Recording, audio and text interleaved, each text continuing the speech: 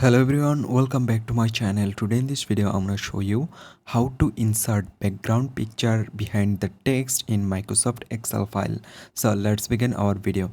First of all, open your Microsoft Excel. Right now select I just open a file. Right now I want to insert a picture behind this Excel file. So what I need to do, I just need to select page layout. Right now select background. So right now if you want to insert picture from your PC, just select this on.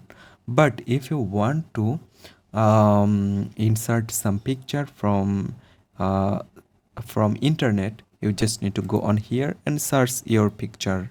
Like I search a flower and hit the enter button. Right now you just need to wait, and right now you can see some picture showing uh, on here.